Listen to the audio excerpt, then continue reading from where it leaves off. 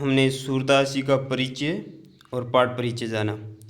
अब हम पढ़ रहे हैं इस पाठ का भावार्थ और इस पाठ के प्रश्नोत्तर। अपनी किताब है काव्यखंड का पहला पाठ है सूरदास जी।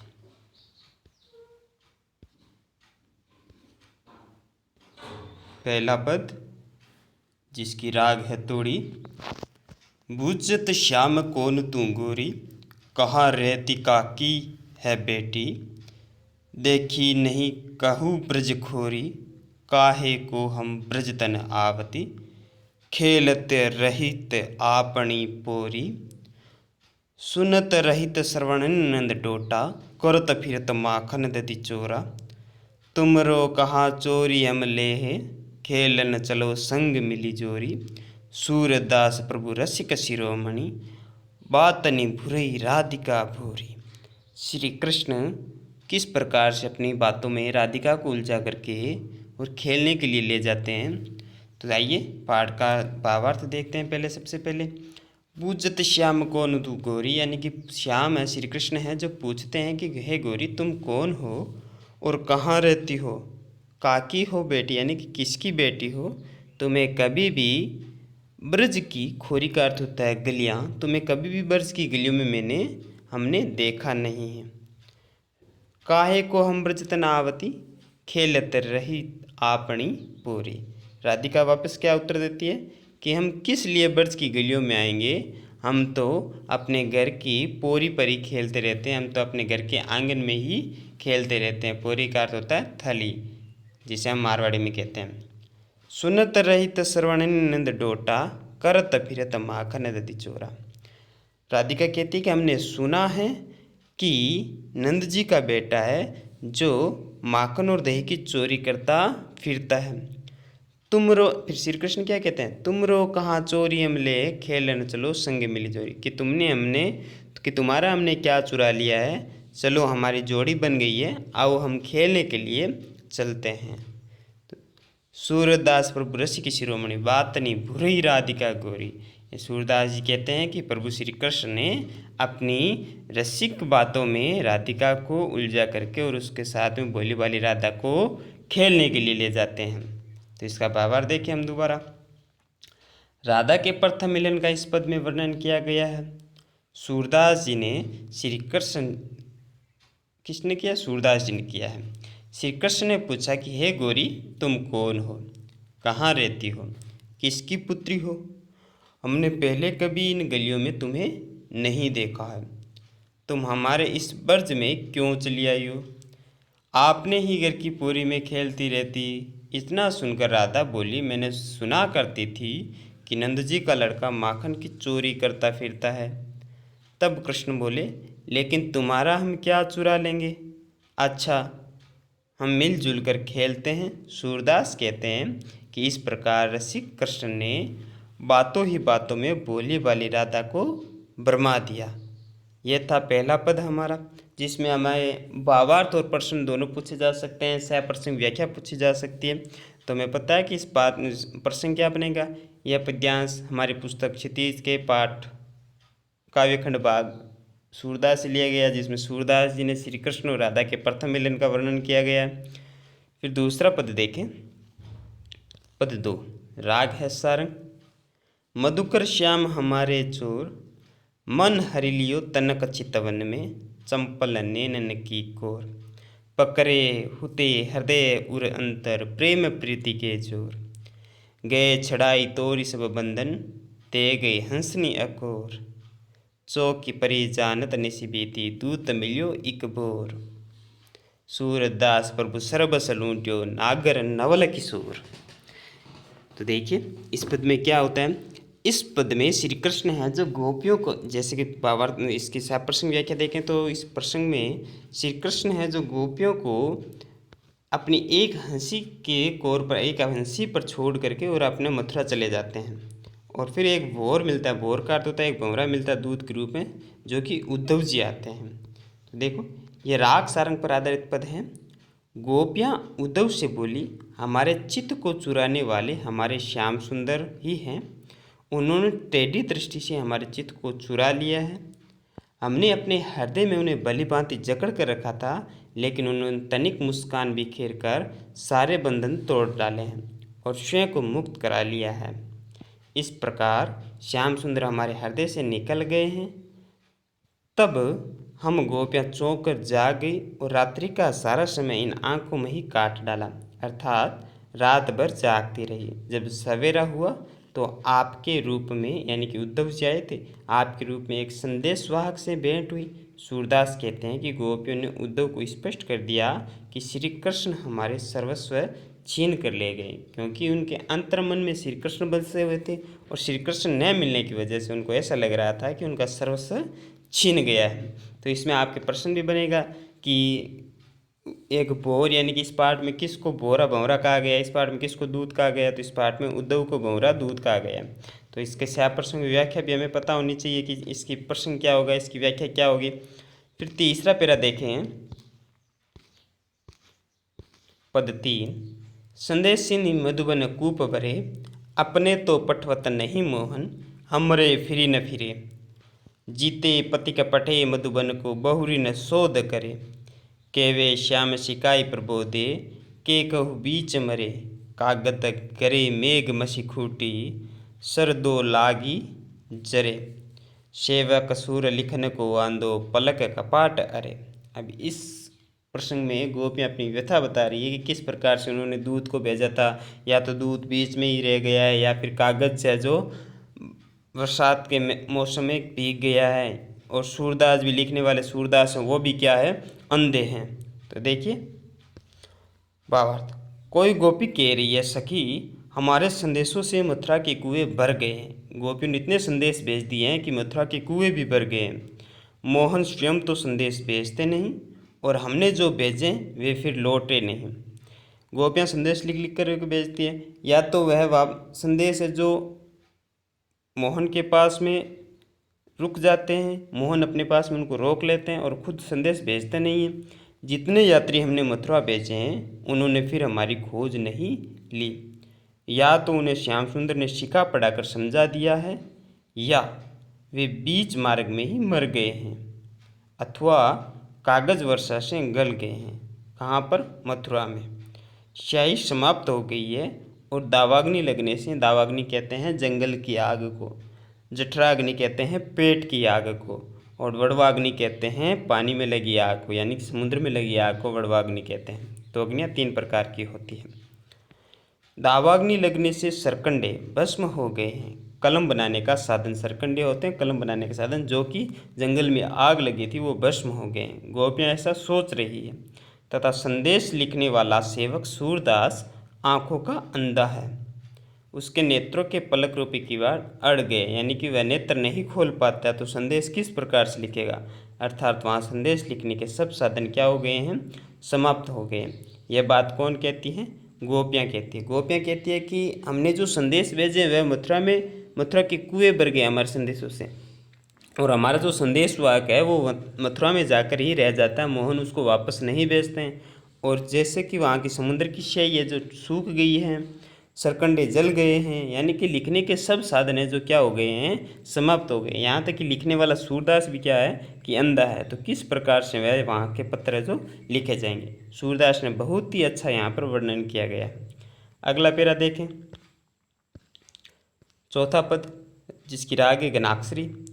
उद्दो मन माने की बात, दाक छुराए छाड़ी अमृत फल, विष खारी विष खात, ज्यों चकोर को दही कपूर को, तजी अंगार अगात, मधुप करत गर को करी काठ में, बंद कमल के पात, ज्यों पतंग हित जानी आपनो, दीपक सो लपटात, सूरदास जाको मन जासो, सोई ताही सुहात। यानी कि सूरदास जी कहते हैं जिसका मन जैसा होगा उसको वैसा ही सुहाएगा, उसको वैसा ही अच्छा लगेगा।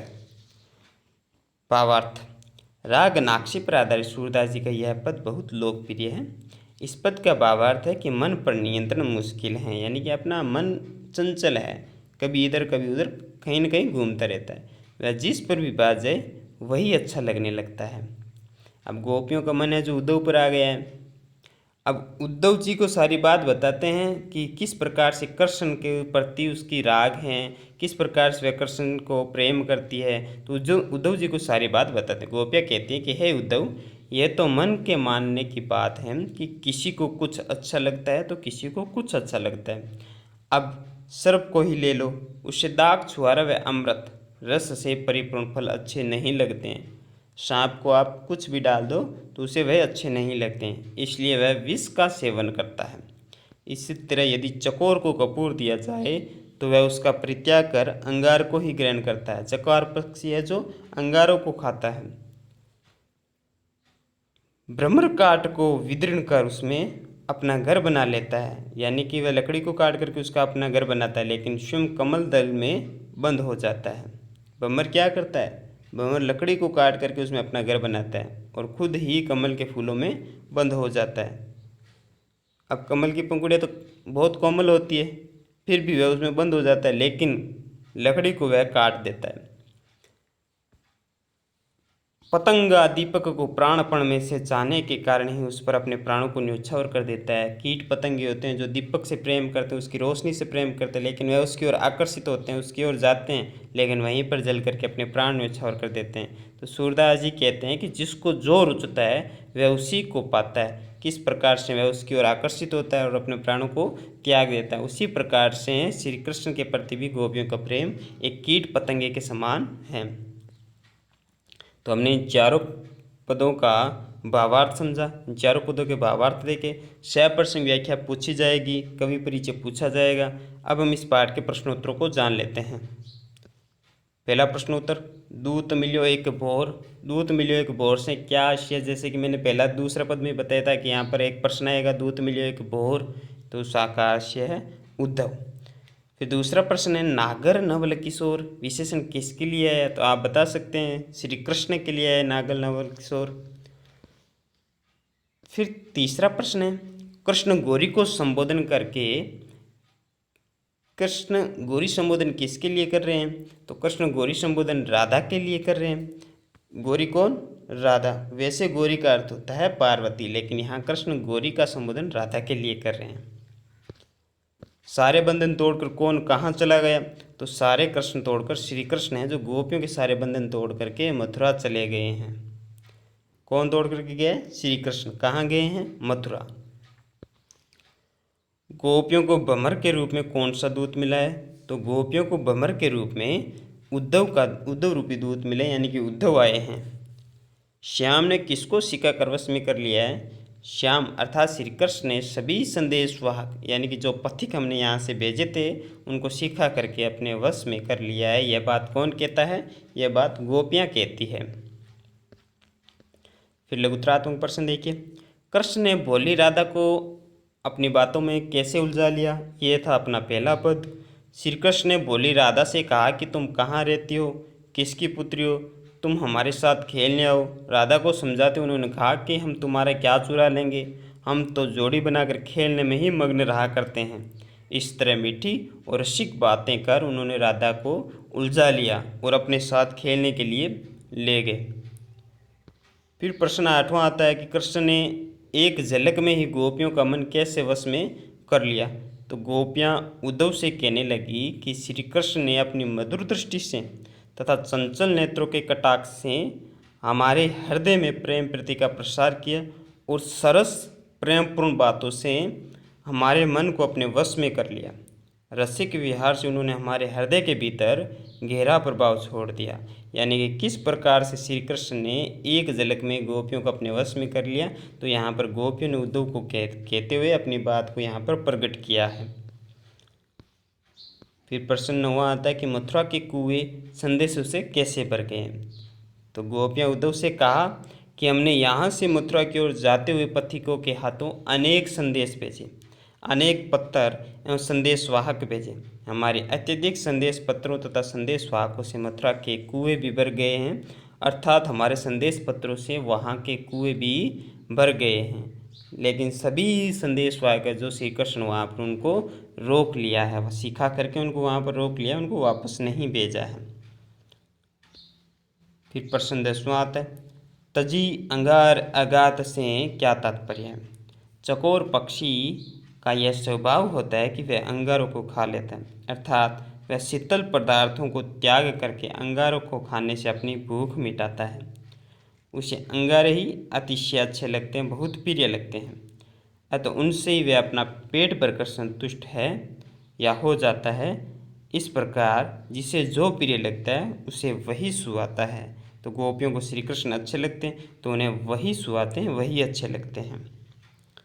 निम्नदातक प्रश्न, श्री कृष्ण एवं राधा की प्रथम भेंट को अपने शब्दों में व्यक्त कीजिए। श्री कृष्ण व राधा की प्रथम भेंट को लेकर भक्त कवि सूरदास जी ने वर्णन किया है। उसके अनुसार एक दिन किशोरी राधा ब्रज में खेलने आई। सूरदास जी के अनुसार एक दिन किशोरी राधा ब्रज में खेलने के लिए आई। तब उस श्री कृष्ण ने देखा और पूछा कि हे गोरी, तुम कौन हो, कहाँ रहती हो और किसकी बेटी हो? मैंने आज तक तुम्हें ब्रज की गलियों में नहीं देखा। तो राधा ने तब प्रत्युत्तर में क्या कहा कि मैं अपनी पोरी पर खेलती हूँ, मैं इस ब्रज में क्यों आने लगी? लेकिन मैंने सुना है कि यहाँ पर नंद जी का बेटा दही मक्खन की चोरी करता रहता है और बड़ा ही नटखट है। तब श्री कृष्ण ने कहा कि मैं तुम्हारा क्या चुरा लूँगा, तुम हमारे साथ खेलने चलो। इस प्रकार श्री कृष्ण ने सरस बातों में प्रथम भेंट में ही राधा को अपनी ओर आकृष्ट कर लिया और उन दोनों में प्रेम प्रीति का उद्रेक होने लगा। रसिक शिरोमणि श्री कृष्ण ने राधा को अपनी बातों में पूरी तरह विमुग्ध कर लिया, उलझा लिया। तो ये था अपना भावार्थ। आप इस भावार्थ को अपने शब्दों में भी लिख सकते हैं। फिर अपना प्रश्न है 12वां, गोपियाँ कृष्ण को चोर क्यों सिद्ध कर रही है? विस्तार पूर्वक लिखिए। तो गोपियाँ उद्धव से कहती है कि श्री कृष्ण तो पक्के चोर हैं। उन्होंने सर्वप्रथम अपने प्रेमपूर्ण चितवन और चंचल कटाक्ष से हमारा मन चुराया है। उन्होंने प्रेम प्रीति के बल से हमारे हृदय को बलपूर्वक अपनी ओर आकृष्ट किया है। इस कारण हम उनके प्रेम बंधन में बंध गई हैं तथा रात दिन उनका ही ध्यान चिंतन करने लगी हैं। परंतु श्री कृष्ण ऐसे चोर निकले कि हमारे सारे प्रेम बंधन को तोड़कर यहाँ से मथुरा चले गए। ये थे अपने निम्नदातक प्रश्न। फिर आगे क्या कहते हैं, हमने उन्हें अनेक संदेश भेजे परंतु उन्होंने हमारे संदेशों का कोई उत्तर नहीं दिया और न ही कोई संदेश भेजे। उनके द्वारा ऐसा रुख व्यवहार होने पर भी हमारा हृदय एवं मन उन्हीं पर अटका रहा है। इस कारण हम कुछ भी अच्छा नहीं लगता है या अब हमें कुछ भी अच्छा नहीं लगता है। मन को इस प्रकार चुराने वाला कोई साधारण चोर नहीं होता है। ऐसा चोर तो सदा व्यथित करता रहता है, सदा दुख देता है। गोपियों को अनेक तर्क देकर श्री कृष्ण को चोर सिद्ध करने का प्रयास कर रही है कि किस प्रकार से श्री कृष्ण को गोपियाँ हैं जो उद्धव के सामने चोर बता रही है और सिद्ध करने का भी प्रयास कर रही है। ये थे हमारे निम्नदातक प्रश्न। फिर 13वां प्रश्न अपना भावार्थ का आता है, जो कि भावार्थ मैंने ऊपर आपको बता दिया है। तो ये पाठ पूरा का पूरा आपके समझ में आया होगा। एक बार दोबारा आप इसको वीडियो को आराम से ध्यान से देखिए। देखने के बाद में इसको आराम से अपनी उत्तर पुस्तिका में उतारिए और साथ में इसको याद भी कीजिए। और इसी प्रकार से अन्य वीडियो देखने के लिए, अपने हिंदी अनिवार्य और व्याकरण के अन्य वीडियो देखने के लिए आप आदर्श विद्या मंदिर उच्च माध्यमिक नोखा का यूट्यूब चैनल है। कौन सा यूट्यूब चैनल है कि सभी ऑनलाइन कक्षाओं को आप अपने यूट्यूब के माध्यम से, कौन सा यूट्यूब चैनल, AVM नोखा के चैनल पर आप जाकर के उसको सब्सक्राइब कीजिए, उसको लाइक कीजिए और उसको शेयर कीजिए और आने वाले सभी के सभी वीडियो आपको निरंतर वहां पर मिलते रहें। तो अभी जाइए और लिखिए AVM नोखा। AVM नोखा लिखने के बाद में आप यह जाकर के और अपने यूट्यूब चैनल पर यह जाकर के सर्च कीजिए AVM नोखा। लिखने के बाद में आपको सभी की सभी जानकारी वहाँ पर मिल जाएगी। जय हिंद, जय भारत।